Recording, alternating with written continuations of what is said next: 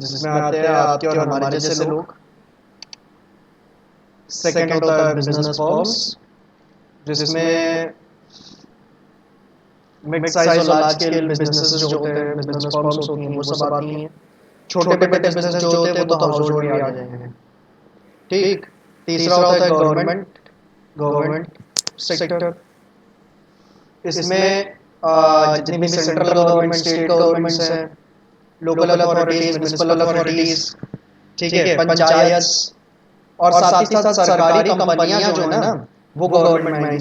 सरकारी कंपनियां जो है वो फर्म्स वाले सेक्टर में नहीं जाएंगी, बल्कि किस में होंगी? गवर्नमेंट सेक्टर में जाएंगी। क्यों? क्योंकि वो सरकारी हैं। फोर्थ क्या था? Rest of the world. मेरा प्रश्न आपसे, रेस्ट ऑफ द वर्ल्ड में क्या कौन कौन आता है? हैं? हम नहीं बताएंगे, हम क्या बताएं? कहाँ बोल रही हो? थोड़ा जोर से बोलो। अरे मैं कह रही हूँ इसमें फॉरेन सेक्टर आता है, इसमें इंपोर्ट और एक्सपोर्ट होते हैं। अरे गजब, ये तो याद है। हमको तो लगा था सब भूल गए होगे। बढ़िया है। मनी एंड बैंकिंग पढ़ने के चक्कर में आप भूली नहीं है, जान के खुशी हुई। तो इसमें इंपोर्ट और एक्सपोर्ट से रिलेटेड जो बिजनेसेस होते हैं वो आते हैं। अब हाउस होल्ड और फर्म वाला जो सेक्टर है उसको मिला के कहते हैं टू सेक्टर इकोनॉमी।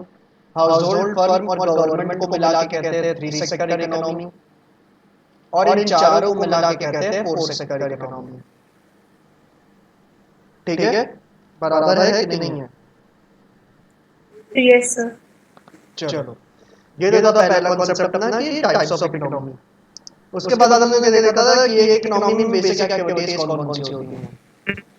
तो एक इकोनॉमी के अंदर तीन बेसिक एक्टिविटीज होती हैं। पहला प्रोडक्शन, दूसरा कंजम्पशन, और तीसरा इन्वेस्टमेंट।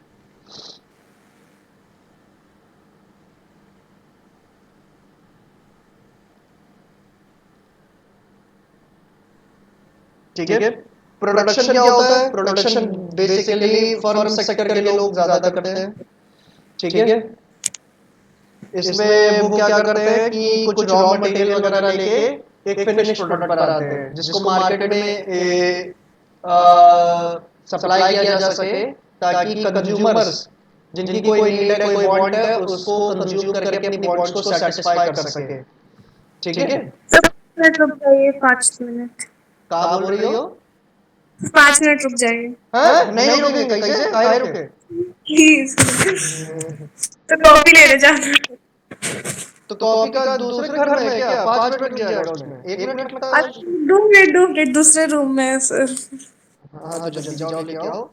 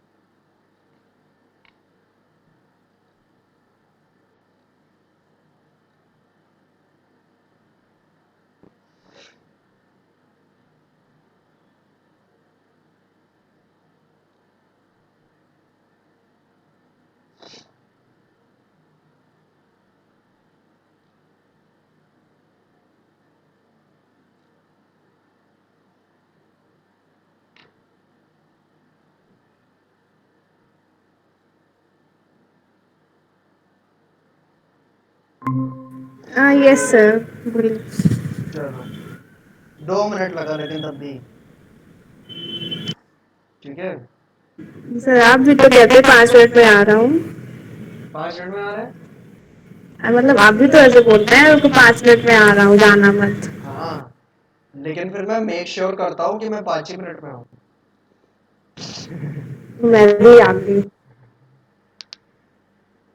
चलो अपनी बात से पलटने की जरूरत क्या है। 5 मिनट में हो। हाँ लेकिन जल्द से जल्द आने की कोशिश तो करता ही है हर कोई। चलो प्रोडक्शन क्या है, रॉ मटेरियल से फिनिश्ड गुड बनाने का प्रोसेस है। ठीक है। और ये क्यों बनाया जाता है, ताकि कंज्यूमर्स को ये दिया जा सके, ताकि कंज्यूमर्स क्या कर सके, इनको कंज्यूम करके अपनी बॉन्ड्स को सेटिस्फाई कर सके। तो प्रोडक्शन की वजह से क्या होता है ना, हमारी जो ओवरऑल इकोनॉमी की, हम मैक्रो इकोनॉमिक्स पढ़ रहे हैं ठीक है, तो हम पूरी इकोनॉमी की बात करेंगे। तो प्रोडक्शन की वजह से क्या होता है, हमारी जो देश की इकोनॉमी है, देश की टोटल इकोनॉमी है, उसके अंदर क्या हो रहा है, एक वैल्यू एडिशन हो रहा है ना, एक आउटपुट बढ़ रहा है। चाहे गुड्स का प्रोडक्शन हो, चाहे सर्विसेज का प्रोडक्शन हो, उससे क्या होता है, हमारी इकोनॉमी में कुछ वैल्यू एडिशन आता है, both in terms of output and in terms of rupees. ठीक है। और यही मतलब होता है किसका, प्रोडक्शन का, कि any activity which results in value addition to the economy is production. ठीक है, बोथ गुड्स एंड सर्विसेज, चाहे जो आप ले लें, गुड्स भी प्रोड्यूस होते हैं, सर्विसेज भी प्रोड्यूस होती हैं। ठीक है। अब ये गुड्स यस जो सर। अब ये गुड्स जो प्रोड्यूस किए जाते हैं, प्रोड्यूस किसके लिए किए जा रहे हैं, आपके और हमारे जैसे कंज्यूमर्स के लिए। ठीक है, आपके और हमारे जैसे कंज्यूमर्स के लिए ये प्रोड्यूस किए जा रहे हैं। कंज्यूमर्स अपनी बॉन्ड्स को सेटिस्फाई करने के लिए और ताकि उनको यूटिलिटी मिल सके, उसलिए उसको कंज्यूम करेंगे। कंज्यूम करेंगे तो उससे क्या होगा, इनको सेटिस्फैक्शन मिलेगा। तो अपनी बॉन्ड्स को सेटिस्फाई करने के लिए कंज्यूमर क्या करेगा, इनको कंज्यूम करेगा और उससे उसको सेटिस्फैक्शन मिलेगा। ये हुआ कंजम्पशन। ठीक है। सर ये जो बताया आपने प्रोडक्शन, कंजप्शन, इन्वेस्टमेंट, सर ये किस टॉपिक के अंदर आएगा? ये दूसरा टॉपिक कराया होगा उस दिन, बेसिक एक्टिविटीज इन इकोनॉमी। लिखा था कि नहीं, जो जो उस दिन लिखवाया था। हाँ सर, देखा था। हाँ तो मिला कि नहीं। मतलब मैंने वो सर अलग अलग चैप्टर्स में है वो सब। हाँ मतलब हाँ सर, इन्वेस्टमेंट मिल गया, इट इज आपने लिखा, मिल गया। चलो ठीक है। तो कंजम्पशन आप समझ गए, कंजम्पशन में हमने क्या लिखवाया होगा, एक ब्रीफ सा मीनिंग लिखवाया होगा, consuming goods and services for satisfaction of human और wants. Satisfaction of human wants, हाँ। जी बिल्कुल सही बात है ये। अब इन्वेस्टमेंट क्या होता है, इन्वेस्टमेंट जरूरी नहीं केवल फॉरेन सेक्टर के लोग ही करें। इन्वेस्टमेंट ये चारों लोग करते हैं। ठीक है। इन्वेस्टमेंट का मतलब ये होता है कि आप आपने अपना रुपया कुछ ऐसी चीज पे लगा रखा है जिसमें प्रॉफिट लॉस दोनों हो सकता है। ठीक है। इन्वेस्टमेंट मतलब ये होता है आपने अपना पैसा किसी ऐसी चीज पे लगा रखा है जिसमें प्रॉफिट या लॉस दोनों चीजें हो सकती हैं। तो इसे आप इन्वेस्टमेंट कहते हो। सर मतलब जुआ खेलना है investment? No, illegal activities are not investment. ठीक है। वो तो जेल जाने के लिए आप तैयारी कर रहे हो, ये सब करना है। ठीक है। तो इन्वेस्टमेंट कोई भी ऐसी जगह पे जहां पे आपका प्रॉफिट लॉस हो सकता है, ऐसी जगह आपने पैसा लगा रखा है, तो वो क्या है, इन्वेस्टमेंट है। अब कुछ इन्वेस्टमेंट कम रिस्की होते हैं, यानी उसमें प्रॉफिट होने के चांसेस ज्यादा से ज्यादा होते हैं, 100% चांस होता है प्रॉफिट होने का। जैसे कि एफडी है, उसमें क्या है, 100% चांस है प्रॉफिट होगा, लॉस होने का कोई चांस नहीं। अब कुछ इन्वेस्टमेंट्स थोड़े रिस्की होते हैं, जैसे कि शेयर्स 50-50%, फायदा हो सकता है और नुकसान भी हो सकता है। ठीक है। और इन्वेस्टमेंट की वजह से क्या होता है ना, जब ये चारों सेक्टर के लोग कहीं ना कहीं किसी और चीज पे पैसा लगाते हैं अपना, तो उससे हमारे देश का जो कैपिटल स्टॉक है वो बढ़ता है। ठीक है। इनके पैसा लगाने से क्या हो रहा है, देश का कैपिटल स्टॉक बढ़ रहा है और इसी को इन्वेस्टमेंट कहा जाता है। ठीक है। और इसी को कैपिटल फॉर्मेशन भी कहा जाता है। और यही मैंने डेफिनेशन लिखवाई होगी इसकी, it is the net addition to the capital stock known as capital formation. It is the net addition to capital stock known as capital formation. Clear है? क्या ये तीनों एक्टिविटीज आपको क्लियर है इकोनॉमी में? Production, consumption, Yes, sir. किसी में कोई doubt? No, sir. No sir, thank you. इसके बाद हमने देखा कितने तरीके के गुड्स होते हैं। तो हमने ये देखा दो तरीके के गुड्स होते हैं, फाइनल गुड्स, इंटरमीडिएट गुड्स। ठीक है? Sir, वो तो बहुत आगे है। बहुत आगे कहाँ है? इसी के बाद सेकंड चीज यही देखी थी। थर्ड कॉन्सेप्ट हम लोगों ने यही देखा था। हाँ, ये तो देखा था पर मैं आपकी किताब के हिसाब से नहीं बता रहा हूँ। ओके? सर मैं अपनी किताब के हिसाब से पढ़ रही हूँ। जो उस दिन पढ़ाया था वो नोट किया था कि नहीं? जो लिखवा रहे थे ना। हाँ सर, किया था। कॉपी का बड़ी वाले तो नहीं बेची? नहीं। हाँ, तो नहीं बेची है तो वो कॉपी खोल के बैठो साथ में। बुक तो खोलो ही, साथ साथ कॉपी भी खोल के बैठो वाली, क्योंकि उसके आगे और भी चीजें नोट करोगी ना अभी। आज आगे उसके आगे बढ़ना शुरू करेंगे ना। अभी तो पुराना रिवाइज कर लें। ठीक है? थर्ड कॉन्सेप्ट जो उसने शुरू किया था वो था टाइप्स ऑफ गुड्स। और टाइप्स ऑफ गुड्स हमने देखे दो तरीके के होते हैं, फाइनल गुड्स और इंटरमीडिएट गुड्स। और फिर हमने Yes, इसका sir. डिफरेंस देखा था। डिफरेंस के फॉर्म में हम लोगों ने दोनों गुड्स पढ़ लिए थे कि क्या होते हैं। तो पहला डिफरेंस ये था कि फाइनल गुड्स क्या है? फाइनल गुड्स जिसको हम फाइनल मतलब लाइक कंजम्पशन के लिए भी यूज कर सकते हैं उसको। कंजम्पशन के लिए, और जो प्रोड्यूसर होता है उसको as a machine, tools, equipments, plant के रूप में अपनी फैक्ट्री में भी यूज कर सकता है। तो इसीलिए फिनिश्ड गुड्स में क्या होते हैं? कंजम्पशन गुड्स आते हैं और कैपिटल गुड्स आते हैं। ये दो कैटेगरीज के गुड्स आते हैं किसमें? फिनिश्ड गुड्स में। और इंटरमीडिएट गुड्स में क्या आता है? इसमें बेसिकली सेमी फिनिश्ड गुड्स आते हैं। ठीक है? जो कि अभी पूरे फिनिश्ड फॉर्म में नहीं है, क्योंकि अगर फिनिश्ड फॉर्म में होंगे तो वो कंजम्पशन गुड्स होंगे या तो कैपिटल गुड्स होंगे। ठीक है? ठीक है? और फिर वो फिनिश्ड गुड्स हो जाएंगे। तो इसमें सेमी फिनिश्ड गुड्स हैं। सेमी फिनिश्ड गुड्स कैसे हो सकते हैं? एक तो रॉ मटेरियल हो सकता है। रॉ मटेरियल क्या है? वो तो सेमी फिनिश्ड छोड़ो, वो किसी फॉर्म में नहीं है। रॉ मटेरियल से फिनिश्ड गुड्स बनाना है। रॉ मटेरियल तो एक ऐसी चीज है कि 0% काम हुआ है इसके ऊपर। अभी 100% काम करके आपको क्या करना है? फिनिश्ड गुड्स बनाना है इसको। ठीक है? तो रॉ मटेरियल इसमें आएगा। साथ ही साथ कुछ स्टॉक्स जो कि किसी ट्रेडर के पास पड़े हुए हैं, उसके वेयरहाउस वगैरह में, वो भी क्या है? वो भी आपका इंटरमीडिएट गुड्स है। क्यों? क्योंकि उसके ऊपर भी अभी आपको थोड़ी बहुत प्रोसेसिंग करनी है फिनिश्ड गुड्स बनाने के लिए। ठीक है? तो इंटरमीडिएट गुड्स वो गुड्स है जो अभी तक पूरी तरीके से फिनिश्ड फॉर्म में नहीं आए हैं। उसमें आपको थोड़ी बहुत प्रोसेसिंग, थोड़ी बहुत मैन्युफैक्चरिंग करनी है उसको फिनिश्ड फॉर्म में लाने के लिए। ठीक है? सेकंड इसमें क्या है? Goods lying with trader.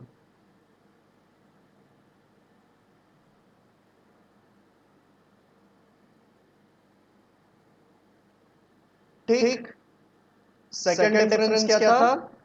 कि इसमें आपको फर्दर प्रोसेसिंग, फर्दर ट्रांसफॉर्मेशन करने की, फर्दर मैन्युफैक्चरिंग करने की, फर्दर प्रोडक्शन करने की जरूरत नहीं होती है। ठीक है? फिनिश्ड गुड्स में, क्योंकि ऑलरेडी फिनिश्ड फॉर्म में है। लेकिन इसमें क्या होती है? इसमें further processing, further manufacturing, further transformation, further manufacturing की जरूरत पड़ती है। ठीक है? सर इसे कैपिटल गुड्स क्यों बोलते हैं फाइनल गुड्स को? का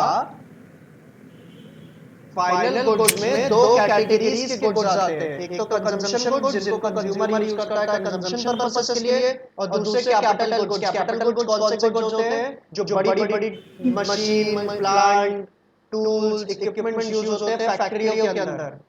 किस लिए? प्रोडक्शन करने के लिए। प्रोड्यूस होके गुड्स जो आ रहे हैं वो नहीं, क्योंकि वो तो कंजम्पशन गुड्स है, उनको तो अल्टीमेटली किसी कंज्यूमर को कंज्यूम करना है। जिन टूल्स को यूज करके आप प्रोडक्शन कर रहे हो फैक्ट्री के अंदर, वो होते हैं कैपिटल गुड्स। समझो? Yes sir. कूल। इसको नेशनल इनकम में शामिल किया जाता है, इसको नेशनल इनकम में शामिल नहीं किया जाता। चौथा था एग्जांपल्स इनके।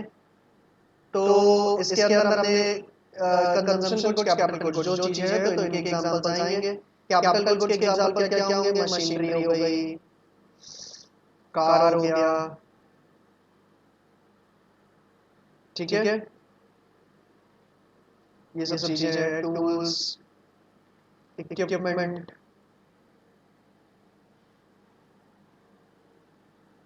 फिर कंजम्पशन गुड्स के एग्जांपल जैसे वीट, राइस, मेज, वेजिटेबल एक्सेट्रा, ये सब चीजें। अच्छा, इसमें भी देखने वाली बात ये है कि जैसे मैंने कार यहाँ पे लिखा है, कार कंजम्पशन गुड्स भी हो सकता है। कैसे? अगर कार किसी कार शोरूम में खड़ी है तो वो कैपिटल गुड्स है, ठीक है, क्योंकि वो बिजनेस पर्पस के लिए यूज हो रही है। और वही कार अगर मैं घर पे यूज कर रहा हूँ अपने पर्सनल यूज के लिए, तो वो क्या है? फिर वो कंजम्पशन गुड्स होगी, ठीक है। कंजम्पशन गुड्स और कैपिटल सर गुड्स, एक बार रिपीट कर दीजिए।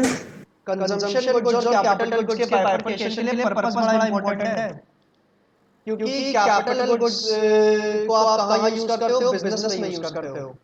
तो अगर किसी भी गुड्स को बिजनेस पर्पस के लिए यूज किया जा रहा है तो वो कैपिटल गुड्स होगा। लेकिन अगर वो घरेलू यानी हाउस होल्ड पर्पस के लिए यूज किया जा रहा है तो वो आपका कंजम्पशन गुड्स होगा। तो अगर यही कार, ये जो कार लिखा है ना मैंने, यहाँ पे मैंने ये मान के लिखा था कि आप कार शोरूम में यूज कर रहे हो, तो ये कार कहीं कार शोरूम में यूज हो रही है या फिर किसी भी तरीके से बिजनेस पर्पस के लिए यूज हो रही है, तो वो क्या है? फिर कैपिटल गुड्स है, ठीक है। कार इस तरीके से बिजनेस पर्पस के लिए यूज होती है कि कुछ एम्प्लॉइज को उनके घर से ऑफिस लाने में, ड्रॉप करने में ये यूज होती है, तो वो क्या है? बिजनेस पर्पस यूज है। तब भी वो कैपिटल गुड्स होगी। तो मतलब वो भी फाइनल गुड्स में ही आएंगे ना? अरे फाइनल गुड्स में आएगा पर कैपिटल गुड्स में आएगा। फाइनल गुड्स में दो गुड्स है ना, कंजम्पशन कैपिटल दोनों है, तो कैपिटल में होगा, ठीक है। लेकिन अगर वो हाउस होल्ड पर्पस के लिए यूज की जा रही है, वो कार घरेलू पर्पस के लिए यूज की जा रही है, पर्सनल यूज के लिए, ठीक है, हमारे खुद की यूज के लिए, तो क्या है? कंजम्पशन गुड्स है। फिर समझ गई?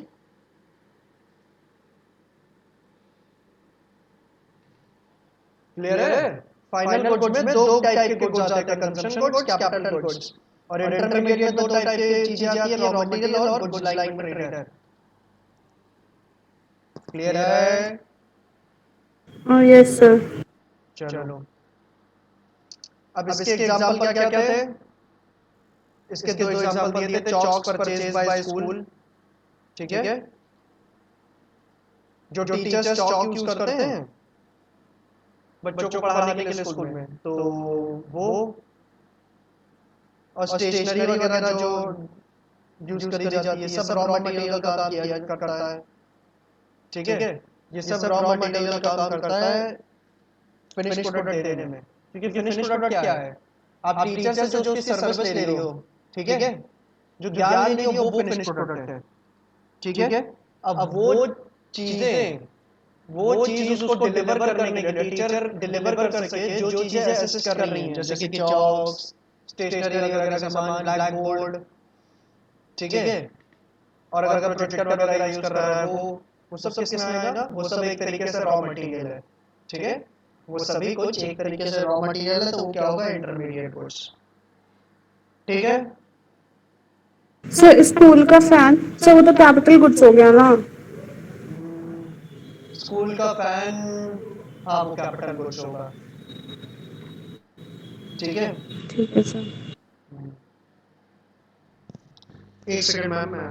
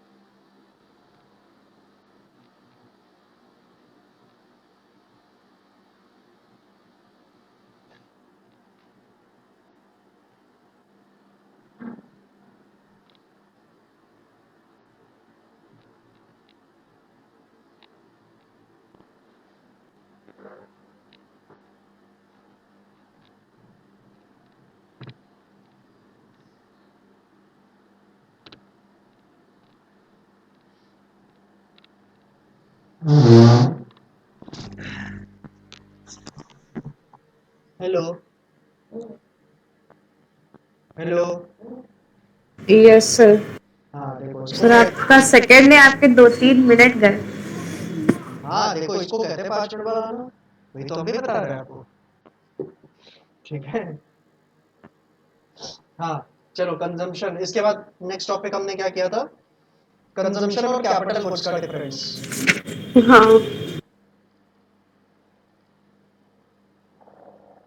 और यही मेजर टॉपिक्स हुए भी थे बस, उसके अलावा और कुछ खास नहीं हुआ था उस क्लास में, और वैसे भी फर्स्ट क्लास थी। बहुत इजी से पढ़ा दिए थे। हाँ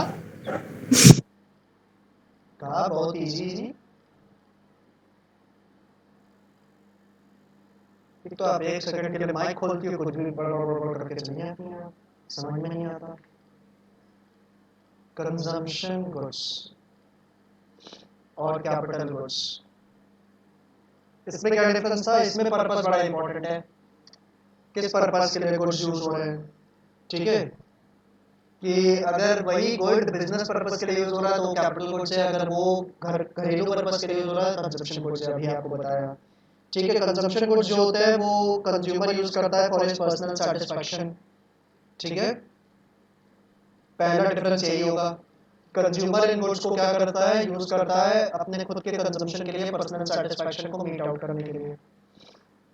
जबकि कैपिटल गुड्स क्या होते हैं, इसको प्रोड्यूसर यूज करता है फॉर प्रोडक्शन पर्पसेस, इनको प्रोड्यूसर यूज करता है फॉर प्रोडक्शन पर्पसेस अपनी फैक्ट्रियों में।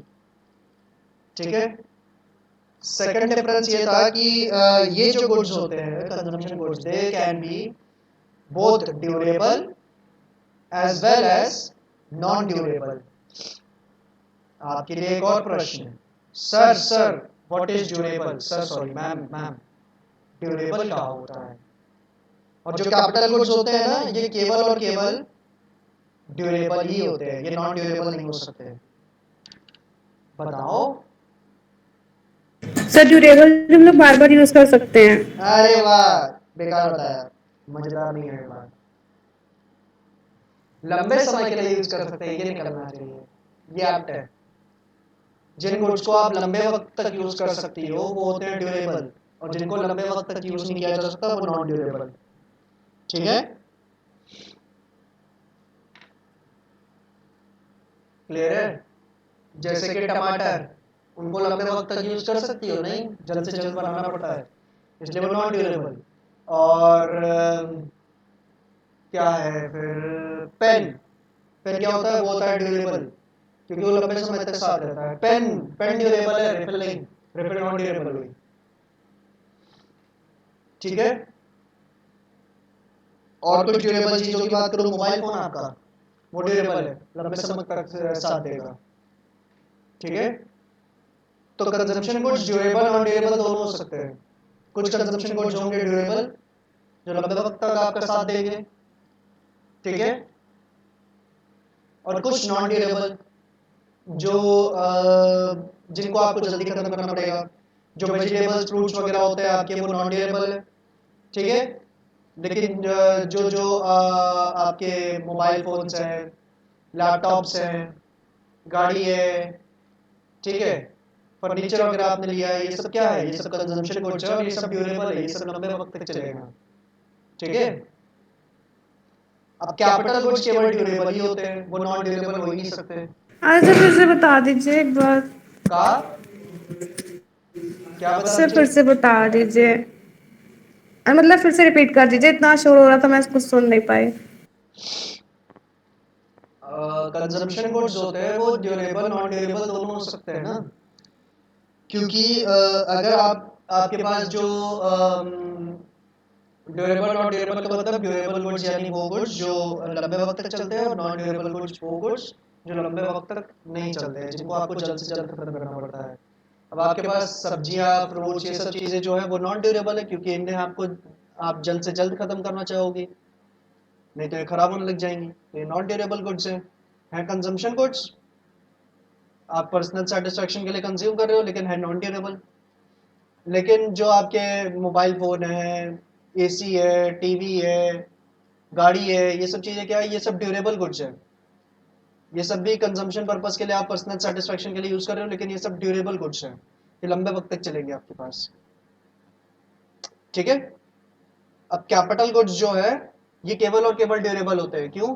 ये नॉन ड्यूरेबल हो ही नहीं सकते, क्योंकि कैपिटल गुड्स में क्या होता है, बड़े बड़े मशीन प्लांट इक्विपमेंट टूल्स जो फैक्ट्री में यूज होते हैं प्रोडक्शन पर्पसेस के लिए, और ये सब चीजें जो होती है सर ये सब। मोबाइल फोन ड्यूरेबल है तो सब कंजम्पशन में आएगा कि कैपिटल में? अरे भैया, कंजम्पशन कैपिटल, कंजम्पशन में ना। हाँ कंजम्पशन में ही आएगा। ठीक है, अब एक मोबाइल फोन बेचने वाला जो व्यक्ति होगा उसके लिए वो कैपिटल गुड्स होगा, क्योंकि वो उसको बिजनेस पर्पस के लिए यूज कर रहा है। ठीक है, जो व्यक्ति मोबाइल फोन बेच रहा होगा वो तो उसको बिजनेस पर्पस के लिए यूज कर रहा है, तो वो कैपिटल गुड्स होगा। ठीक है, लेकिन कैपिटल गुड्स में तो कोई ड्यूरेबल नॉन ड्यूरेबल देखना ही नहीं है, कैपिटल गुड्स तो केवल और केवल ड्यूरेबल होते हैं, वो लंबे वक्त तक चलते ही हैं। ठीक है, प्रोडक्शन पर्पस में ऐसी कोई चीज ही नहीं होती जो नॉन ड्यूरेबल हो, इसीलिए जितने भी कैपिटल गुड्स हैं वो सब ड्यूरेबल होते हैं। क्लियर है? अरे क्लियर है? Yes sir.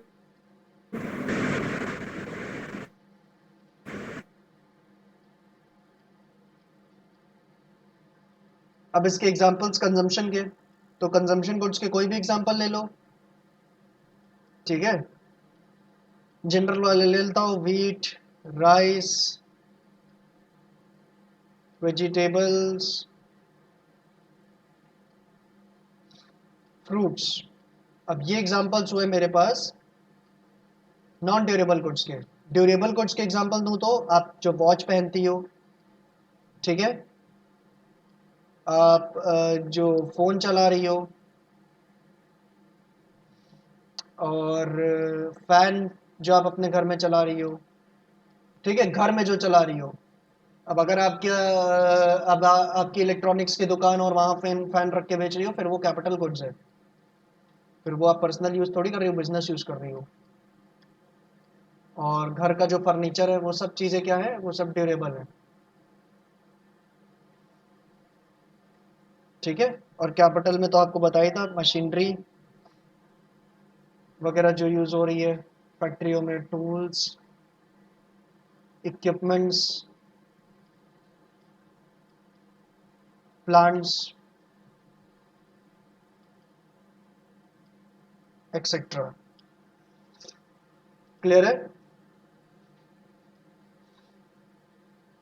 क्लियर है कंजम्पशन और Yes, कैपिटल sir. गुड्स का डिफरेंस? चलो, इसके बाद हमने एक क्वेश्चन किया था Sir, स्टेट। consumption good में sir. हाँ बोलो। Hello. हाँ, कंजम्पशन गुड में मेरे में 4 पॉइंट लिखा है, durable, non durable, semi durables and services. तो ये दोनों बताइए। क्या एक एडिशनल पॉइंट है सेमी ड्यूरेबल और सर्विसेज। सर्विसेज कौन कैपिटल गुड्स में लिखा है? Consumption good. कंजम्पशन गुड्स में क्या लिखा है, सर्विसेज? हाँ, 4 पॉइंट्स लिखे हैं, durable, semi durable, non durable and services.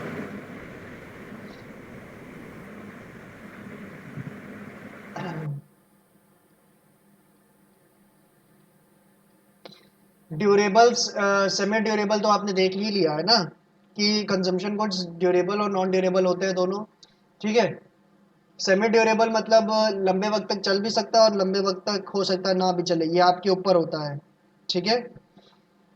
कुछ गुड्स ऐसे होते हैं ना जिनको आप लंबे वक्त तक चला सकती हो अगर चाहो तो, अगर अपना कंजम्पशन थोड़ा टाल दो, ठीक है, तो लंबे वक्त तक चल सकते हैं। लेकिन जो कुछ कुछ लेकिन अगर आप उनका कंजम्पशन टालना ना चाहो और तुरंत कंज्यूम करना चाहो तो नॉन ड्यूरेबल होते हैं, तो वो सेमी ड्यूरेबल गुड्स की कैटेगरी में आते हैं, ठीक है। तो consumption goods durable, non durable, semi durable भी हो सकता है, लेकिन कैपिटल गुड्स क्या है, केवल और केवल ड्यूरेबल होंगे, ठीक है। और क्या था उसमें? सर्विसेज। सर्विसेज क्या है? सर्विसेज तो इसमें आएंगी कंजम्पशन में। हाँ, तो कंजम्पशन की बात कर रहे हैं। हाँ, तो कंजम्पशन में आप अगर किसी से सर्विस ले रही हो, जैसे हमसे सर्विस ले रही हो, तो क्या है, कंजम्पशन है, कंजम्पशन गुड्स होता है, ठीक है। अब वो ड्यूरेबल है कि नॉन ड्यूरेबल है, अगर मुझसे लंबे वक्त तक पढ़ रही हो तो ड्यूरेबल होगा, अगर शॉर्ट टर्म पीरियड के लिए पढ़ रही हो, शॉर्ट टाइम पीरियड के लिए, तो नॉन ड्यूरेबल होगा, ठीक है। क्राइटेरिया सेम है गुड्स और सर्विसेज का। सर्विसेज भी इसमें आ सकती हैं और सेम क्राइटेरिया उसमें भी लगता है। अगर लंबे वक्त तक आप उसको पढ़ रहे हो, किसी से सर्विस ले रहे हो, तो वो ड्यूरेबल सर्विस होगी। और अगर किसी से ज्यादा लंबे वक्त के लिए आप सर्विस नहीं ले रहे हो, छोटे पीरियड के लिए ले रहे हो, तो वो नॉन ड्यूरेबल सर्विस होगी, ठीक है। Yes sir. क्लियर?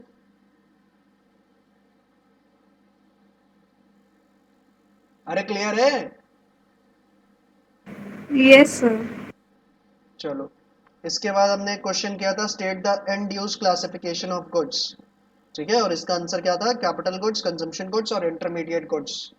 बेसिकली उसमें हमें क्या करना था, कितने टाइप के गुड्स होते हैं ये बताना होता है।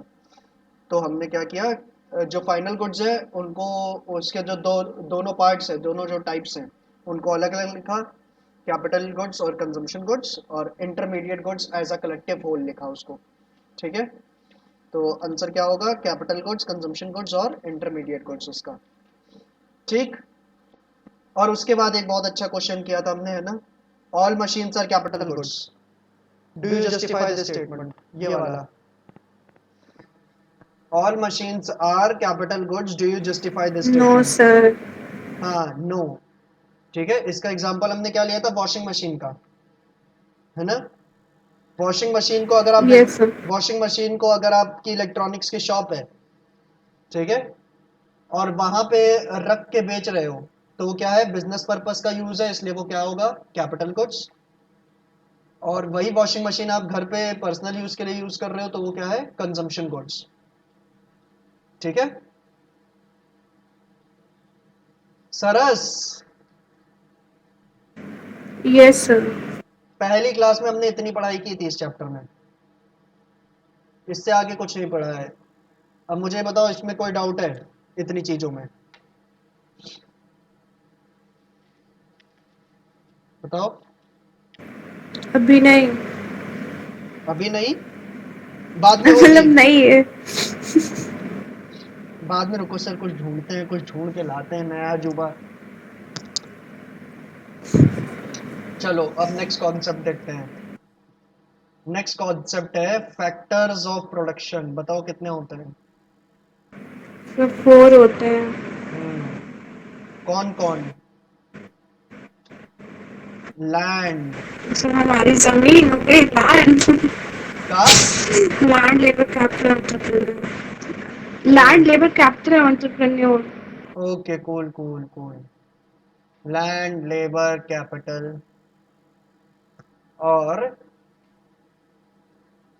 एंटरप्रेन्योरशिप।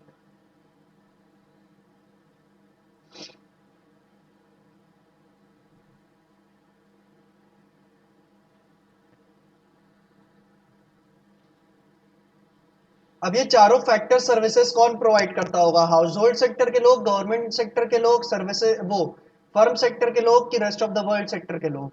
ये चारों सर्विसेज प्रोवाइड कौन करता होगा, देता कौन होगा? क्या लगता है? सर लैंड और लेबर तो हाउस होल्ड सेक्टर होगा। कैपिटल, कैपिटल में क्या क्या आता है? अच्छा पहले ये रिवाइज कर लेना कि इसमें क्या आता है क्या क्या है। लैंड में क्या आता है? जमीनें तो आती हैं, साथ ही साथ it also includes natural resources, है ना। लेबर में मजदूरी करने वाले लेबर तो आते ही हैं, यानी फिजिकल वर्क करने वाले। साथ ही साथ जो मेंटल वर्क करने वाले, यानी ऑफिस में काम करने वाले जो कर्मचारी नहीं होते, एम्प्लॉयज जिसे हम कहते हैं, वो भी लेबर होता यस है सर। इकोनॉमिक्स के लिए। ठीक है, तो it also includes mental labour.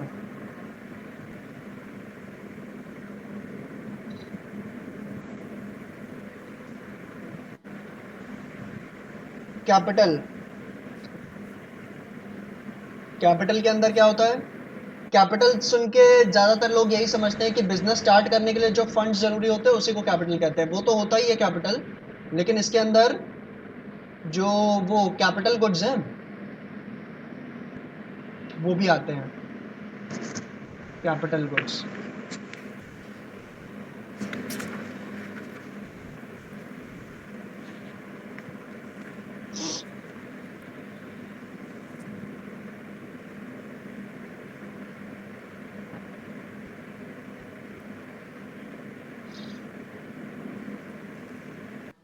और एंटरप्रेन्योर, ये एंटरप्रेन्योर जो व्यक्ति होता है ये क्या करता है? ये मैनेज करता है लैंड लेबर और कैपिटल को, देखता है कि सारा काम सही से हो रहा है कि नहीं।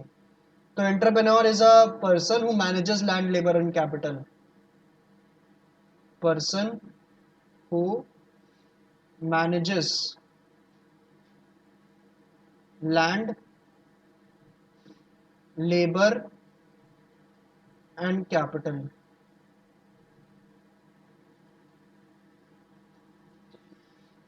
ठीक है,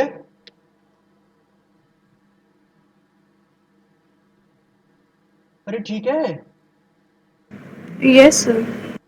तो ये तो चीजें आपको बताया। अब मुझे सवाल का जवाब दो कि ये चीजें कौन ऑफर करेगा? फैक्टर्स ऑफ प्रोडक्शन ऑफर कौन करेगा? लैंड और लेबर आपने कहा कि कौन ऑफर करेगा? House holds. अगर सर मैं एक बिजनेस शुरू करने जा रहा हूँ और मुझे लैंड चाहिए, क्योंकि सबसे पहली चीज तो मेरे पास लैंड होनी चाहिए, तो मैं क्या करूंगा? किराए पे लैंड ढूंढने जाऊंगा ना। हाँ। मैं क्या करूंगा? किराए पे लैंड ढूंढने जाऊंगा ना। और किराए पे लैंड मुझे कौन ऑफर करेगा? उस लैंड का ओनर। किराए पे लैंड मुझे कौन ऑफर करेगा? उस लैंड का ओनर। तो लैंड मुझे क्या करनी पड़ेगी? किसी एक हाउस होल्ड से खरीदनी पड़ेगी ना, लीज मतलब रेंट पे लेनी पड़ेगी ना। Yes sir. हाँ, किसी एक हाउस होल्ड से मुझे लैंड क्या करनी पड़ेगी, किराए पे लेनी पड़ेगी। तो हाउस होल्ड्स लैंड ऑफर करेंगे किसको, बिजनेस फर्म्स को। हाउस होल्ड्स लैंड ऑफर करेंगे किसको, बिजनेस फर्म्स को। ठीक है।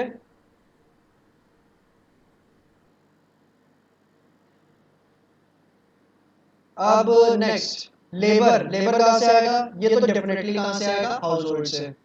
चाहे आप मजदूरी करने वाले लेबर लो, चाहे ऑफिस में काम करने वाले एम्प्लॉइज लो, ठीक है। ये दोनों ही लोग जो हैं, ये दोनों ही कैटेगरीज के लोग जो हैं, ये आपको कहां से मिलेंगे, ये आपको हाउस होल्ड सेक्टर से ही मिलेगा। ठीक है। जो नॉर्मल हाउस होल्ड लोग हैं, यही लोग जाके क्या करेंगे कि बिजनेस में, चाहे फैक्ट्रियों में मजदूरों की तरह काम करेंगे, चाहे ऑफिस में एम्प्लॉइज की तरह काम करेंगे, डिपेंडिंग अपॉन कि उनको कैसे जॉब मिलता है। ठीक है। और उसके बदले कंपनी, बिजनेस फर्म इनको क्या पे करती है, मजदूरों को पे करती है, जो दिहाड़ी पे करती है उसको हम कहते हैं वेजेस, और एम्प्लॉइज को जो पेमेंट करी जाती है उसको कहते हैं सैलरी। यस। मजदूरों को जो पैसे दिए जाते हैं उसको कहते हैं वेजेस, एम्प्लॉइज को जो पैसे दिए जाते हैं उसको कहते हैं सैलरी। कैपिटल, कैपिटल में कैपिटल गुड्स वगैरह आ रहा है, तो सर ये तो बिजनेस खुद खरीदता है, खुद खरीदता है, लेकिन आजकल के टाइम में ज्यादातर केसेस में किराए पे भी ले लेता है। ठीक है। आजकल के टाइम पे किराए पे भी ले लेता है ये कैपिटल गुड्स वगैरह। ठीक है। और कैपिटल गुड्स अगर किराए से पे ले रहा है तो बिल्कुल फिर लैंड की तरह हो गया कि आपने किसी ना किसी हाउस होल्ड से ही किराए पे लिया होगा ना, आपने किसी ना किसी हाउस होल्ड से ही ये कैपिटल गुड्स किराए पे लिए होंगे। और कैपिटल गुड्स अगर किसी हाउस होल्ड से किराए पे लिए आपने,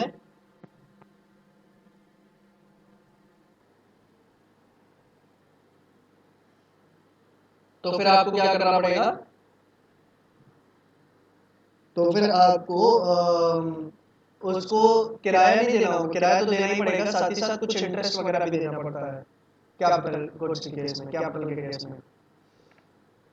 ठीक है।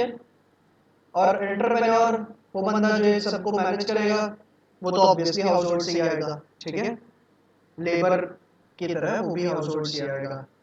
अब ये चारों जो सर्विसेज हैं, ये चारों जो फैक्टर ऑफ प्रोडक्शन है जो हाउस होल्ड्स ऑफर करेंगे किसको, बिजनेस फर्म्स को। चारों फैक्टर ऑफ प्रोडक्शन जो कि हाउस होल्ड ऑफर करेंगे किसको, बिजनेस सेक्टर को, इसको कहा जाता है फैक्टर सर्विसेज। ये क्या होते हैं, ये होते हैं फैक्टर सर्विसेज। तो टोटल कितने फैक्टर सर्विसेज हुए, लैंड, लेबर, कैपिटल और एंटरप्रेन्योरशिप। अब मेरे को बताओ मैम, लैंड के बदले लैंड ओनर को क्या मिलेगा, रेंट मिलेगा। रेंट मिलेगा, रेंट उसकी कमाई होगी। लेबर की कमाई क्या होगी, वेजेस। हाँ वेजेस अगर फैक्ट्री में काम कर रहा है, और सैलरी अगर ऑफिस में काम कर रहा है। कैपिटल गुड्स के ओनर की कमाई क्या होगी, इंटरेस्ट। कूल। और एंटरप्रेन्योर की, प्रॉफिट। अरे मैम आपको सब आता है, अब काहे पढ़ाई कर रही हो, अब सीधे ही पीएचडी ले लो।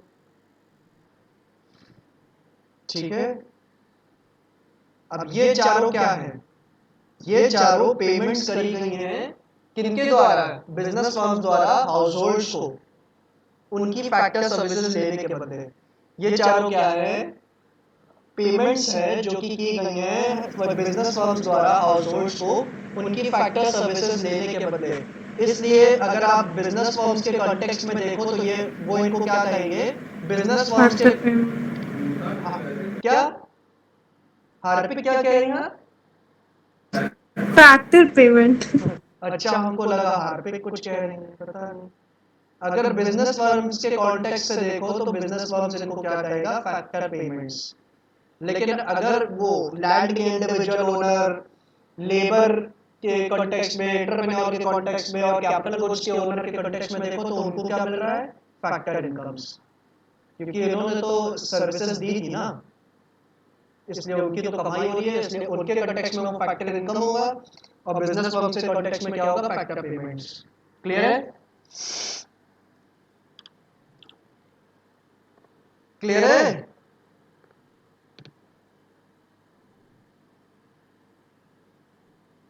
Yes sir. चलो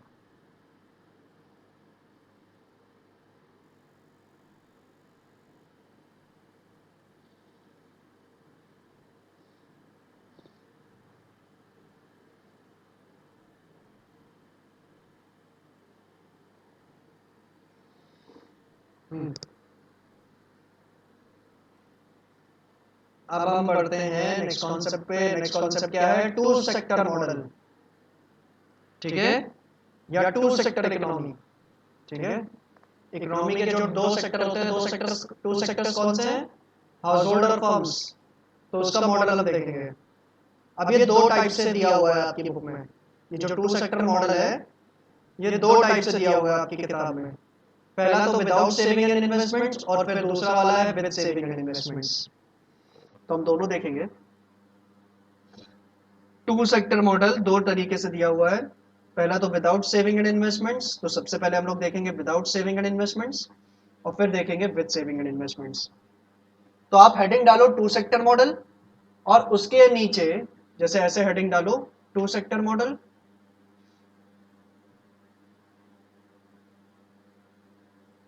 ठीक है, और उसके नीचे ए पॉइंट करके डाल दो विदाउट सेविंग एंड इन्वेस्टमेंट्स।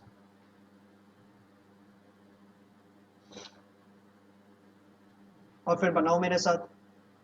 फिर जब ये वाला कंप्लीट हो जाएगा ना, तो उसके बाद सेकंड वाले के लिए आप डालेंगे heading with saving and investment B करके, और फिर वो वाला बनाएंगे आप मेरे साथ, वो वाला मॉडल।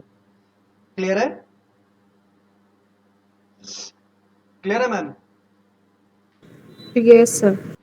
हाँ, ये केवल इसी में है टू सेक्टर में। ऐसा 3 और 4 सेक्टर में कोई फर्दर बाइफर्केशन नहीं है, विदाउट सेविंग या विद सेविंग करके, वो एज इट इज बस बन जाएगा, उसमें फर्दर बाइफर्केशन की जरूरत नहीं पड़ेगी 3 सेक्टर और 4 सेक्टर में।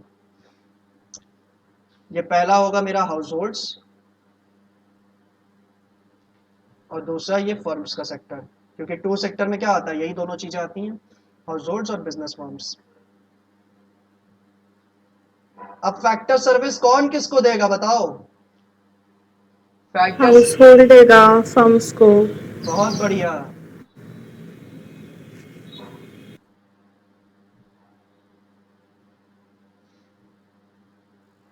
ठीक है, ये गई factor services from household to firms. अब फैक्टर पेमेंट्स कौन किसको करेगा? फर्म्स करेगा हाउस होल्ड को। बहुत बढ़िया, ये रही factor payments in context of firms, और हाउस होल्ड्स के कंटेक्स्ट में क्या होगा, फैक्टर इनकम्स।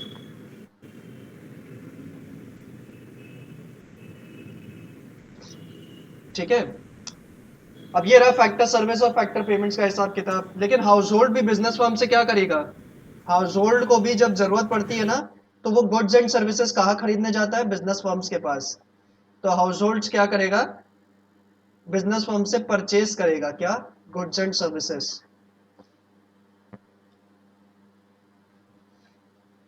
और क्योंकि उसने गुड्स एंड सर्विसेज परचेज किए हैं फर्म से, तो उसके बदले पेमेंट भी करना पड़ेगा। ये होगा क्या? Payment of goods and services.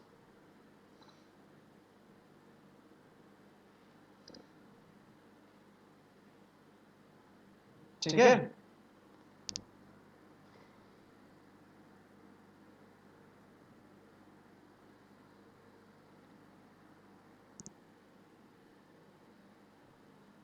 Sir फिर हाउस होल्ड ने फर्म्स को पेमेंट जो किया उसको क्या बोलेंगे? हाउस होल्ड ने जो पेमेंट किया है फर्म को, वो पेमेंट की है गुड्स एंड सर्विसेज के लिए। हाउस होल्ड ने फर्म से जो गुड्स एंड सर्विसेज उनको चाहिए वो खरीदे, ठीक है, जो भी गुड्स एंड सर्विसेज चाहिए, और उसके बदले उनको पेमेंट की, बस। ठीक है, ठीक है। अरे भाई ठीक है कि नहीं?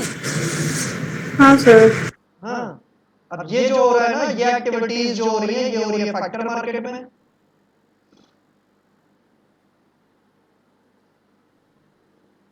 और ये वाली जो एक्टिविटीज हो रही है, ये हो रही है प्रोडक्ट मार्केट में।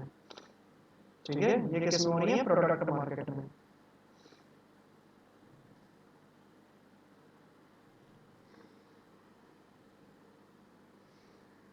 ठीक है, अब फिर से रिपीट कर दीजिए।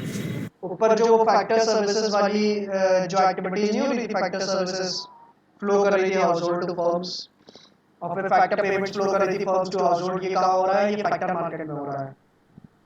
और जो नीचे वाली जो एक्टिविटीज है कि goods and services house hold purchase कर रहा है और फिर उसके बदले पेमेंट कर रहा है फर्म को, तो वो हो रहा है कहाँ? प्रोडक्ट मार्केट में। ठीक है,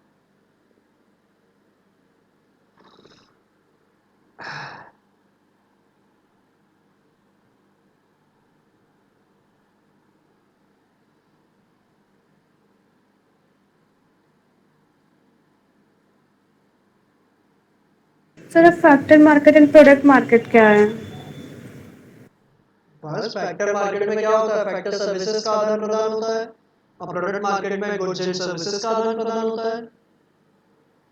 ठीक है, फैक्टर मार्केट में क्या करता है? फर्म्स हाउस होल्ड से फैक्टर सर्विसेज लेता है और उसके बदले उनको फैक्टर पेमेंट्स करता है।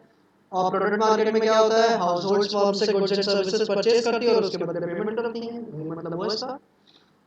ठीक है,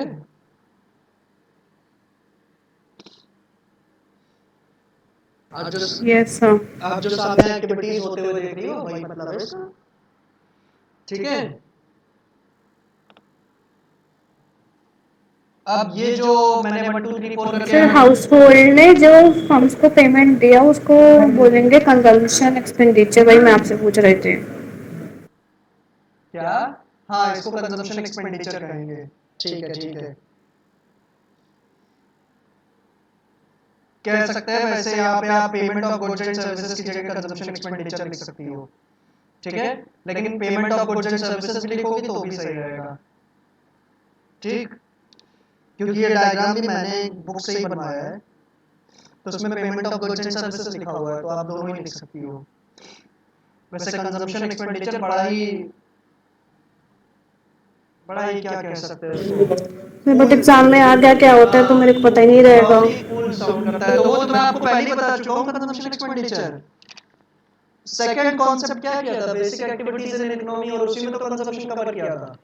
प्रोडक्शन, कंजम्पशन, इन्वेस्टमेंट, और वही तो होता है कंजम्पशन एक्सपेंडिचर जो वहां पढ़ा था। ठीक है, वही कंजम्पशन एक्सपेंडिचर है, तो वो तो पहले ही कवर कर चुके हैं कि उसमें लिखना क्या है। ठीक है,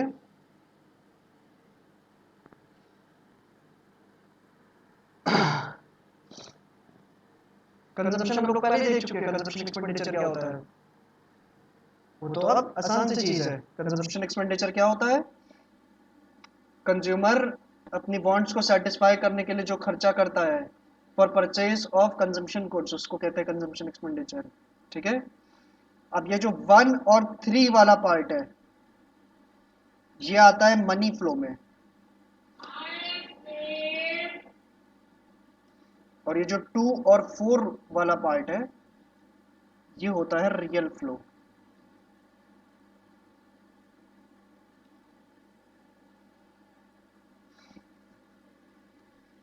ठीक है,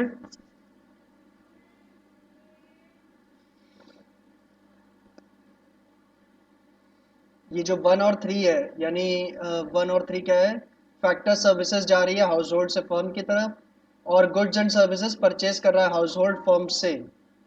तो ये क्या होगा? ये मनी फ्लो में आएंगी ये दोनों चीजें।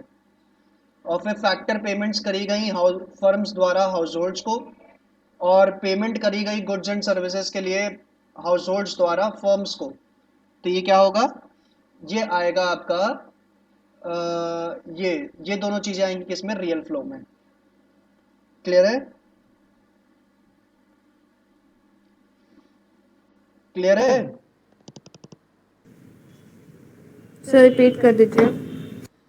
ये जो फैक्टर सर्विसेज ली हैं फर्म्स ने हाउस होल्ड से, ठीक है, ये चीज, और जो गुड्स एंड सर्विसेज ली हैं हाउस होल्ड्स ने फर्म से, ये दोनों चीजें किस में आएंगे? मनी फ्लो में आएंगे। ये क्या कहलाएगा? Money flow in a combined form.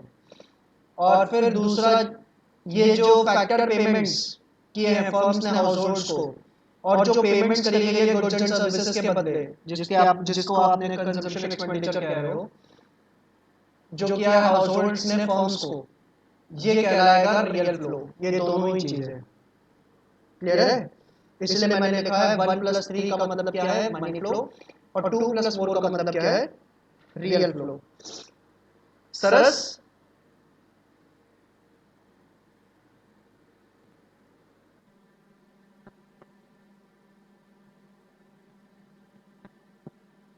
Saras? So 1 and 3 आएगा मनी फ्लो में। हाँ सो मनी फ्लो में 1 and 3 आएगा। हाँ, आपकी सर किताब। बट इसमें तो फैक्टर सर्विसेज का वो हो रहा है ना, मतलब सर मतलब मनी फ्लो में सर जहाँ पे पेमेंट दी जा रही है वो आना चाहिए था ना।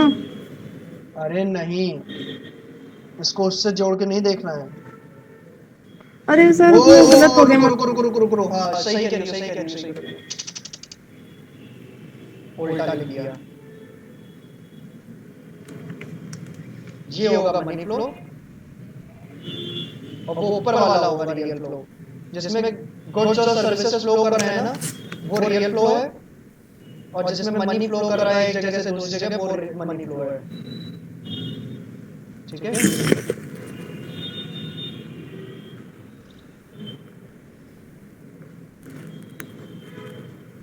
हम माफी चाहेंगे मैम इस मूर्खता के लिए। ठीक है? सर इट्स ओके सर, गलतियां इंसान से होती हैं। ये तो बोलना ही पड़ेगा। अभी क्लास खत्म होने के बाद अपने दोस्तों से बताओगी, पता है हमारे सर इतने बड़े बुड़बक है कि सर मैंने किसी को बताया ही नहीं कि मैंने ऑनलाइन क्लास ज्वाइन की है। टीचरों की बुराई टीचरों के पीठ पीछे की जाती है ना, सामने थोड़ी की जाती है। हम लोग भी पढ़े हैं। तो सर मैं किससे करूंगी? अच्छा, हाँ अभी बताया नहीं है तो आगे बताओगी, तब बताओगी कभी।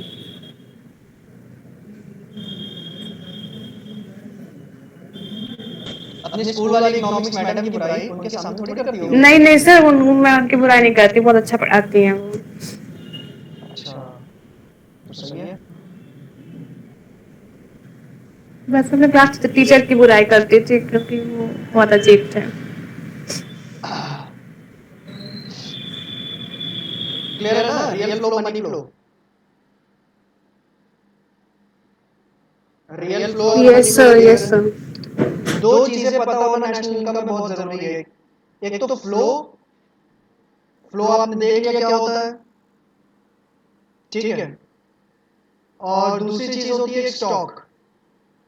इन दोनों चीजों के बीच अंतर आपको करना आना चाहिए। इन तो दोनों यही नहीं आ रहा है सर, बहुत मैंने पढ़ा मुझे नहीं आया। हाँ, फ्लो और स्टॉक में डिफरेंस क्या होता है? और ये एक बहुत इंपॉर्टेंट क्वेश्चन है, बहुत बार पूछा गया है पेपर में कि what is the difference between flow and stock. ठीक है? फ्लो का मतलब होता है परचेज और सेल्स जो आप नहीं कर रहे हो, ठीक है? परचेज और सेल्स जो आप कर रहे हो साल में, उसको कहते हैं फ्लो। और जो स्टॉक का मतलब, स्टॉक होता है जो आपके पास सामान रखा हुआ है एक पर्टिकुलर दिन पे आपके गोडाउन में, उसको कहते हैं स्टॉक। ठीक है? तो फ्लो क्या होगा? फ्लो होगा आपका purchase and sales during the year, जो भी आप परचेज और सेल्स कर रहे हो गुड्स एंड सर्विसेज की।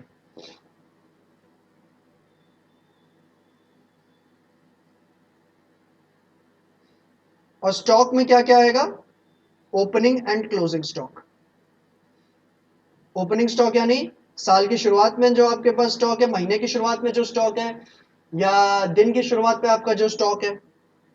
ठीक है? जिस भी हिसाब से आप हिसाब किताब करते हो।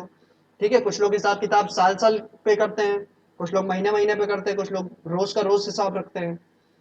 ठीक है? तो मैं ऐसा मान लेता हूँ कि हमारा ऐसा बिजनेस है कि हम लोग रोज का हिसाब रखते हैं। तो दिन की शुरुआत में जो स्टॉक है वो होगा ओपनिंग स्टॉक, और दिन के अंत पे जो हमारे पास स्टॉक है वो क्या होगा? Closing stock. ठीक है? तो स्टॉक का मतलब होता है ओपनिंग स्टॉक, क्लोजिंग स्टॉक।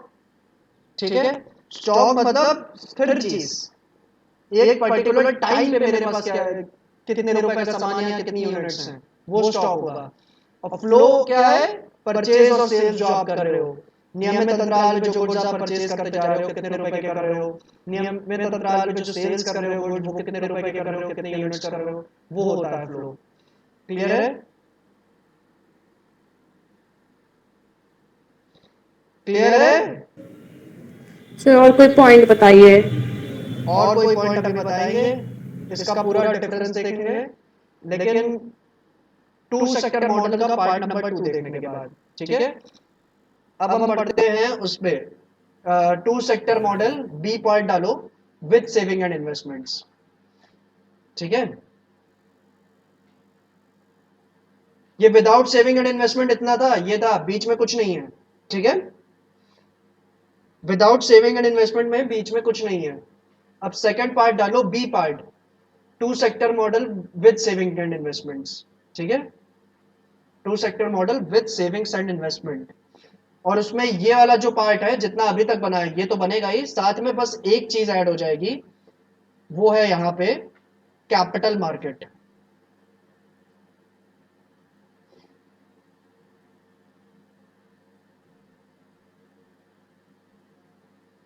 ठीक है? तो फिर से सही से बनाइए। अरे फिर से थोड़ी बनाएंगे, अब ये तो मेरा बना हुआ है, ये तो आपको कॉपी पेस्ट करना है, और ये आप बना भी चुकी होगी कॉपी पे, है ना? जो two sector model without saving and investment बनाया था अभी, उसमें आपने ये बनाया था ना, उसी से देख के कॉपी पेस्ट कर लो, ठीक है? अब जो ये विद सेविंग एंड इन्वेस्टमेंट है, इसमें बस एक ही चीज ऐड होगी, वो ये वाला पार्ट है, ये कैपिटल मार्केट वाला, ठीक है? और आप ना भी बनाना चाहो ना बनाओ, किताब में तो बना ही हुआ है, ठीक है? सर मेरी बुक में पता नहीं कहाँ है, नहीं है। हाँ, सर नहीं है। किताब में होगा, सर्कुलर फ्लो ऑफ इनकम में है। हाँ तो सर उसमें वही है, दो ही जो आपने पहले बताया, without saving and investment. Third sector मतलब without saving and investments. Sir मेरे में ऐसा कुछ लिखा नहीं था। सर शायद वो पावर बूस्टर में, मतलब पावर बूस्टर में ये लिखा है, circular flow in a two sector economy with financial market, ये वाला बात कर रहे हैं आप? हाँ, विद फाइनेंशियल मार्केट, इसको कैपिटल हाँ मार्केट। सर ये पावर बूस्टर में है। हाँ, कैपिटल मार्केट भी कहते हैं, फाइनेंशियल मार्केट भी कहते हैं। अब कैपिटल मार्केट, फाइनेंशियल मार्केट क्या होती है? ये जो आपके बैंक्स वगैरह हैं वो सब आते हैं इसमें, फाइनेंशियल इंस्टीट्यूशंस जितने भी होते हैं, यानी फाइनेंस बैंक्स जो होते हैं, ठीक है? म्यूचुअल फाइनेंस, HSDB फाइनेंस, ठीक है? और साथ ही साथ आपका स्टॉक मार्केट आता है इसमें, मनी मार्केट आता है, ये सब आता है इसमें, ठीक है? जिन मार्केट में आप अपना पैसा रख के क्या कर सकते हो, कुछ इंटरेस्ट कमा सकते हो, कुछ फायदा कमा सकते हो, वो होता है फाइनेंशियल मार्केट। फाइनेंशियल मार्केट क्या होता है? जिस मार्केट में आप अपना पैसा रख के कुछ प्रॉफिट, कुछ इंटरेस्ट कमा सकते हो, वो क्या है? फाइनेंशियल मार्केट है, कैपिटल मार्केट है। इसमें क्या क्या आता है? बैंक्स, फाइनेंशियल इंस्टीट्यूशन, ये सब तो आते ही हैं, साथ ही साथ मनी मार्केट क्या और स्टॉक मार्केट, ये सब भी आता है, ठीक है? हाउस होल्ड इसमें क्या करता है? अपनी सेविंग्स रखता है, सेविंग्स जमा करता है इसमें कुछ प्रॉफिट कमाने के लिए, और फिर ये लोग क्या करते हैं? हाउस होल्ड से सेविंग्स लेके फर्म्स को क्या करते हैं? पैसा उधार देते हैं, यानी लेंडिंग्स देते हैं, लोन देते हैं, किसको? बिजनेस फर्म्स को, ठीक है? हाउस होल्ड से सेविंग्स ली उनकी, उनका पैसा लिया, और उसके बाद लोन या लेंडिंग्स दी किसको? बिजनेस फर्म्स को। और ये कंप्लीट हो गया मैम आपका two sector model with savings and investments, ठीक? सेविंग्स तो इसमें ये है जो हाउस होल्ड से पैसा लिया है फाइनेंशियल मार्केट ने, और इन्वेस्टमेंट्स क्या है? ये जो लेंडिंग्स की है, ये एक तरीके से इन्वेस्टमेंट्स हैं, ठीक है? इसको इन्वेस्टमेंट ही लिख देते हैं। तो सर इसमें फैक्टर सर्विसेज और ये सब नहीं फ्लो होंगे? वो होंगे। अरे तो वो पूरा एक्सप्लेन करिए ना, आधा अधूरा क्या बता रहे हैं? अरे भाई वो तो पहले ही कर चुके हैं।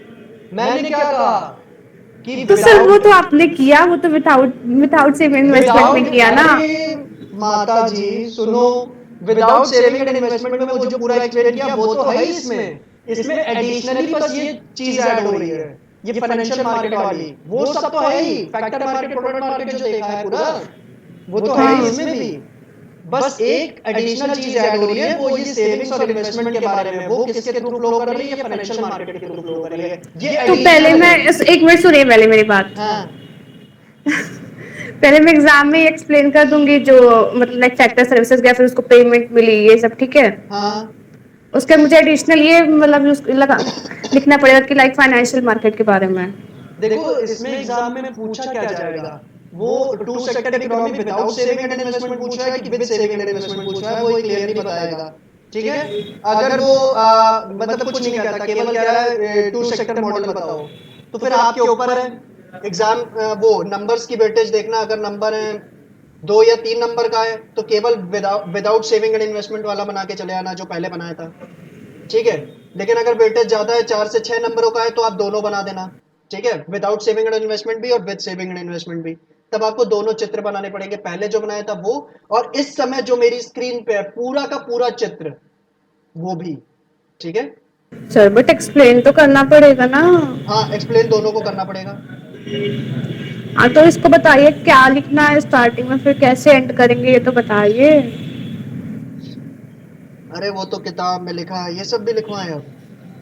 लिखवाई नहीं, मत बता तो दीजिए। हाँ बता रहे, रुको पहले ये बताओ, ये क्लियर है कि नहीं फाइनेंशियल मार्केट वाला पार्ट? और ये एडिशनल चीज है, वो फैक्टर मार्केट, प्रोडक्ट मार्केट सब है, बस ये ऐड हो रहा है इसमें। और सर ये एडिशनल वाला बता दीजिए फिर से। क्या फाइनेंशियल मार्केट वाला? हाँ पहले पहले सुन नहीं रही थी क्या आप? कान बंद करके सुन बैठी रही थी, हमने बोला था हाउस होल्ड ने कुछ पार्ट अपना सेव किया, हाँ फिर फर्म्स अगर फिर फर्म्स को जरूरत पड़ी तो उसको लेंडिंग दे दिया या फिर लोन दे दिया, बस इतना सुना। हाँ, यही है कि फाइनेंशियल मार्केट में क्या क्या है। बैंक्स हैं, फाइनेंशियल इंस्टीट्यूशंस हैं, स्टॉक मार्केट है, मनी मार्केट है। ये सब काम क्या करते हैं? हाउस होल्ड से उनकी सेविंग्स का पैसा लेते हैं in the form of deposits, जैसे कि आपने बैंकिंग चैप्टर में देखा ही है, और फिर लोन देते हैं किसको? फर्म्स को। ठीक है, फिर वो क्या करते हैं? लोन देते हैं फर्म्स को जिनको नीड होती है। तो जो इनसे लिया है पैसा वो सेविंग्स का था इनकी, और फिर फाइनेंशियल मार्केट क्या कर रहे हैं? इन्वेस्ट कर रहे हैं बिजनेस फर्म्स में in the form of loans. तो ये हो गया सेविंग्स और ये हो गया इन्वेस्टमेंट। क्लियर है? और बाकी सब चीजें as yes it is, sir. कुछ हटा नहीं है, वो सब भी है, बस ये एडिशनल ऐड हुआ इसमें विद सेविंग एंड इन्वेस्टमेंट में। ठीक है, और आगे जो मैं 3 सेक्टर और 4 सेक्टर मॉडल बताऊंगा ना, उसमें भी क्या होगा, 3 सेक्टर और 4 सेक्टर में ये वाला जो पार्ट है फाइनेंशियल मार्केट वाला, ये रहेगा। ठीक है, बस ये हटेगा नहीं, फाइनेंशियल मार्केट वाला पार्ट। साथ ही साथ हाउस होल्ड और फर्म भी रहेगा। 3 सेक्टर में क्या होगा? गवर्नमेंट सेक्टर ऐड हो जाएगा, 4 सेक्टर में रेस्ट ऑफ द वर्ल्ड भी ऐड हो जाएगा। ठीक है, क्लियर है मैम? क्लियर है कि नहीं बताओ? अब मैं ये चर्चा शुरू करूं आपकी कि लिखोगी क्या पेपर में।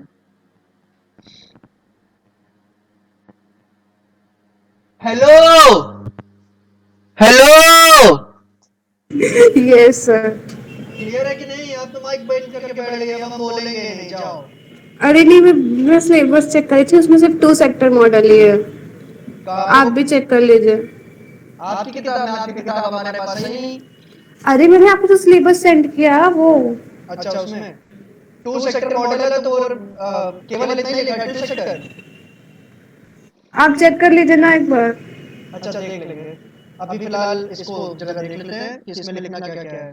अगर देखो उसमें अगर लिखा हुआ है 2 सेक्टर मॉडल, तो फिर दोनों ही आपको करना है, विदाउट सेविंग एंड इन्वेस्टमेंट भी, विद सेविंग एंड इन्वेस्टमेंट भी। और सीबीएसई में मैम दोनों ही होते हैं कोर्स में। ठीक है, क्लियर है? सीबीएसई में दोनों ही पढ़ने यस सर। पड़ते हैं, दोनों ही पढ़ने पड़ते हैं, दोनों ही आपके सिलेबस में होते हैं। तो ऐसा कुछ है नहीं कि और क्या ही पढ़ा है ma'am with saving and investment में, केवल ये फाइनेंशियल मार्केट वाली चीज तो पढ़ी है, ऐसा क्या ही पढ़ लिया। ठीक, अब देखो लिखोगे क्या पेपर में। आप पहले सबसे पहले पॉइंट नंबर 1 के बारे में लिखोगे।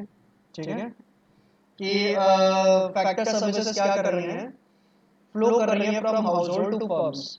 Firms provide, households provide firms with the factor services which are land, labor, capital and entrepreneurship. ठीक है। Firms in return make factor payments to households. Firms in return make factor payments to households in the form of rent for households, comma, wages or salary for labor, comma, interest for capital and profits for entrepreneurship. ठीक है। Firms purchase households purchase goods and services from firms and in return make payments for those goods and services to the firms. ठीक है। Clear है ये बात?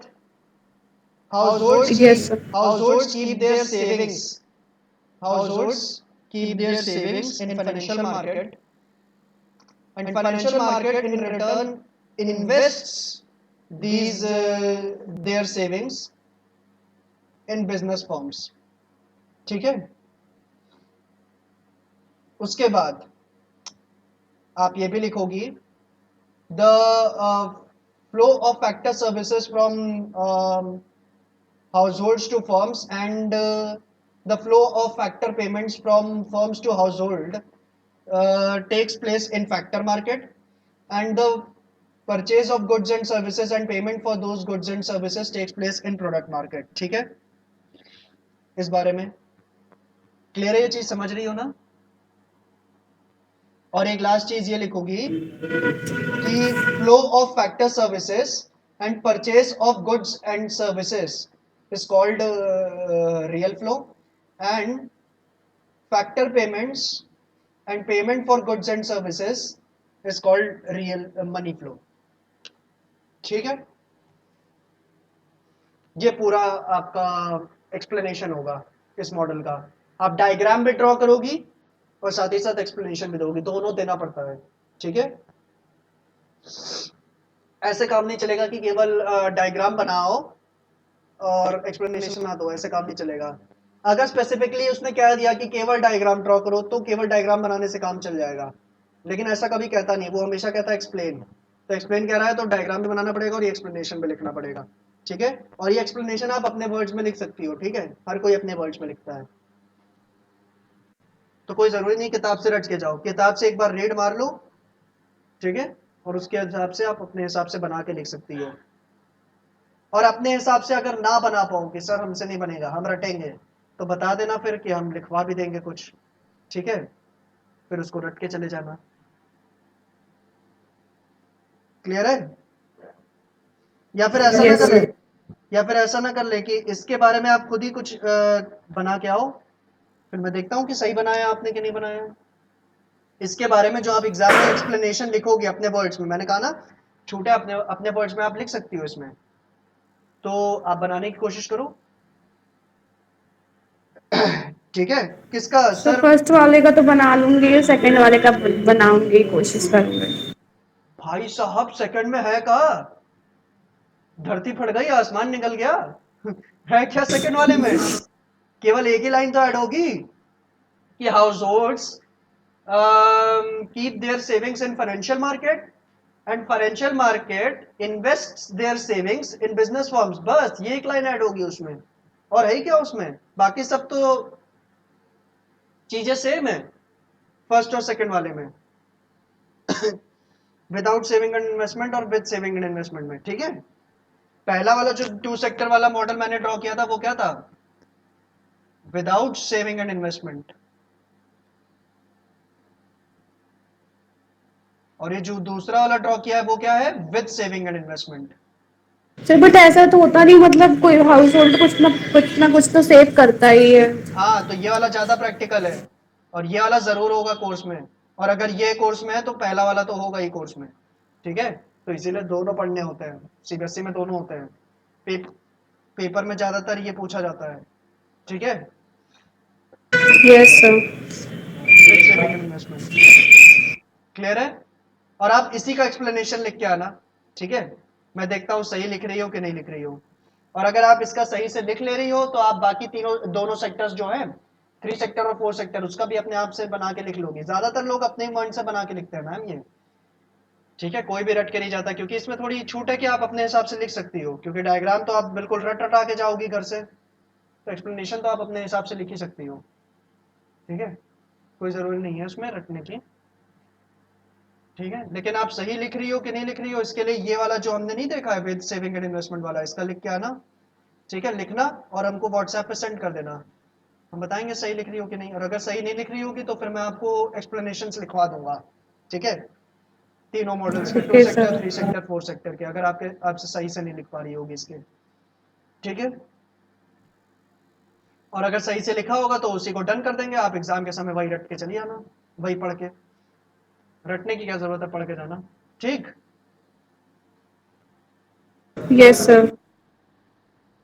अच्छा, अब देखिए जरा टाइम कितना बचा है। टाइम तो हो चुका है, लेकिन मैं वो फ्लो और स्टॉक का जो डिफरेंस है वो निपटाना चाहता हूँ, सोच रहा हूँ निपटा ले नहीं। छोटा सा कॉन्सेप्ट है, उसको कर लेते हैं और फिर कल 3 सेक्टर और 4 सेक्टर देखेंगे। सर एक बार आप चेक कर लीजिए ना, शायद से नहीं है क्या? 3 सेक्टर एंड 4 सेक्टर मॉडल। अरे वो होता है मैम, हर साल होता है, वो नहीं हटता है कोर्स से। वो कोर्स से कहाँ हट जाएगा मैम, मेन चीज है। मैं देख लूंगा उसको, वैसे वो नहीं हट सकता सर जो सब। मैंने सिलेबस भेजा है उसमें लिखा है सर, एक सेकंड बता रही हूँ। हाँ, उसमें लिखा है सर्कुलर फ्लो ऑफ इनकम, फिर ब्रैकेट में लिखा है 2 सेक्टर मॉडल, फिर बस इतना ही है। 2 सेक्टर मॉडल ओनली, ओनली लिखा है कि नहीं? सर उसके बाद दूसरा लिखा है ना, उसके बाद बस इतना ही लिखा है ब्रैकेट में, फिर लिखा है methods of calculating national income, value added product, चलो देखते हैं उसको। बस इतना लिखा है। अभी तो फिलहाल फ्लो और स्टॉक का डिफरेंस क्या होता है। तो फ्लो क्या होता है, मैंने आपको बताया, जैसे purchase and sales of during the year जो आप कर रहे हो। ठीक है, तो क्या हो रहा है, गुड्स एंड सर्विसेज लगातार फ्लो कर रहे हैं आपके वहां, आपकी फैक्ट्री में। गुड्स आ रहे हैं, जा रहे हैं, आ रहे हैं, जा रहे हैं। तो इसीलिए क्या होता है, फ्लो को आप मेजर करते हो over a period of time. ठीक है, it is measured over a period of time. अगर आपको फ्लो की मैनेजमेंट करनी है, यानी परचेज और सेल्स की मैनेजमेंट करनी है, तो you have to measure it over a period of time. कि एक पर्टिकुलर दिन पे कितने परचेज और सेल हुआ, एक पूरे महीने में कितने परचेज और सेल्स हुए, पूरे महीने के दौरान, ओवर अ पर्टिकुलर नहीं, पीरियड ऑफ टाइम। इस तरीके से। लेकिन स्टॉक क्या होता है, मैंने बताया आपको, ओपनिंग स्टॉक, क्लोजिंग स्टॉक, यानी एक पर्टिकुलर टाइम पे हमारे पास कितने गोडाउन में सामान रखा हुआ है, पर्टिकुलर टाइम पे कितना सामान रखा हुआ है गोडाउन में, उसको कहते हैं स्टॉक। तो it is measured at a particular point of time, एक पर्टिकुलर पॉइंट ऑफ टाइम पे आप उसको मेजर करते हो।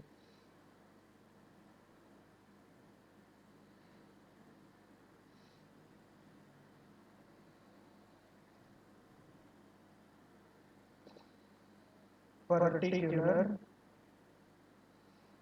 Point of time.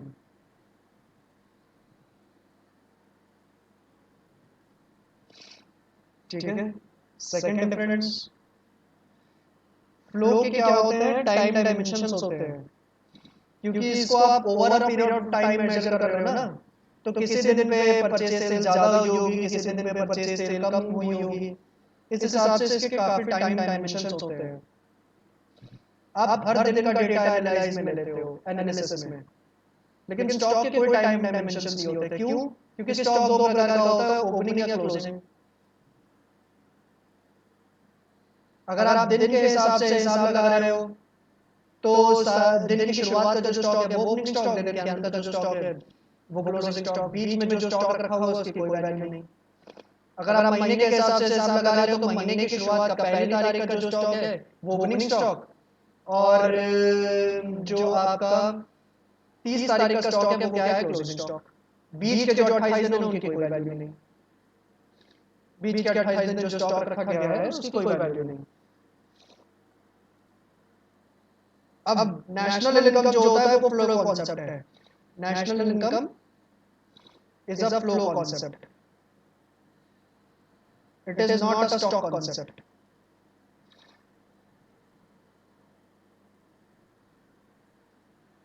National income is not a stock concept.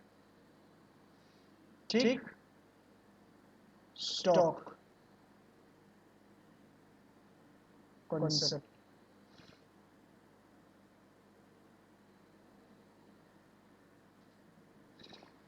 और लास्ट फाइनल एग्जांपल्स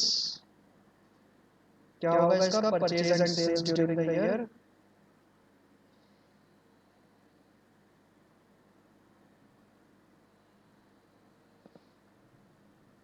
और इसका opening and closing stock. Clear है मैम?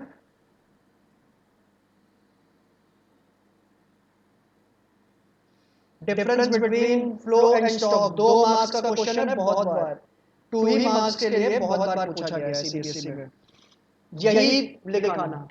ठीक है, अगर आपको ये चीज क्लियर नहीं ना हो कि फ्लो का मतलब क्या है, purchase and sales during the year, और स्टॉक का मतलब क्या है, ओपनिंग और क्लोजिंग स्टॉक, मान लो वैसे तो बड़ी आसान सी चीज है, क्लियर हो गई होगी, मान लो नहीं क्लियर हो रही तो आप यही पूरा आंसर वहां पे कॉपी पेस्ट कराना,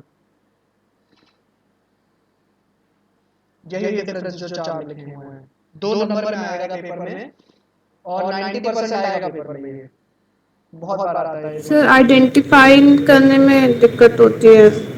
आइडेंटिफाई मतलब क्वेश्चन ऐसे भी तो पूछ सकता है ना कि नेशनल वेल्थ या फिर नेशनल इनकम स्टॉक है या फ्लो है। हाँ तो वो तो फ्लो कॉन्सेप्ट है ना, मैं तो क्लियरली कह रहा हूँ ना, national income is a flow concept, it is not a stock concept. ठीक है, तो national income is obviously a flow concept, उसमें क्या आइडेंटिफाई करना है? यही तो एक बेसिस ऑफ डिफरेंस है हमारा कि it is a flow concept, it is not a flow concept, तो स्टॉक कॉन्सेप्ट तो हो ही नहीं सकता। ठीक है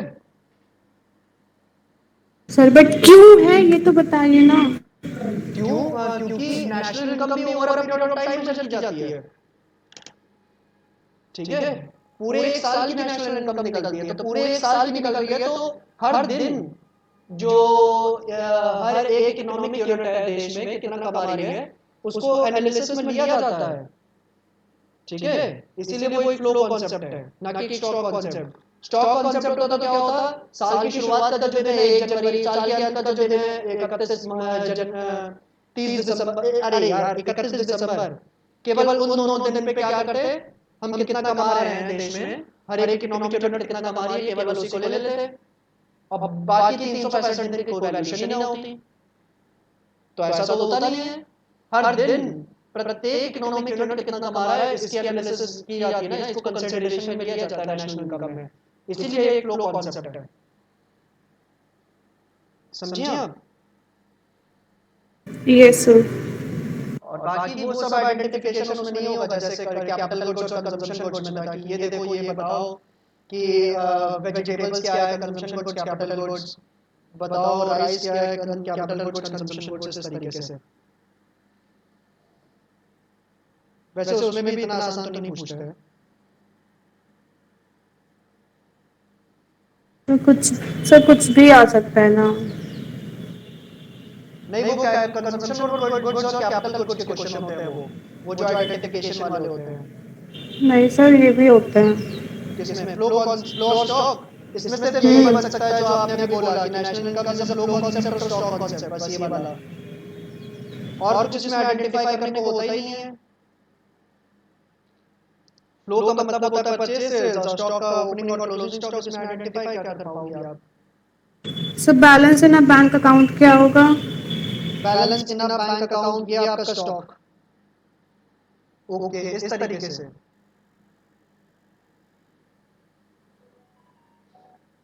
इस तरीके के भी क्वेश्चन है आपके किताब में? हाँ सर है।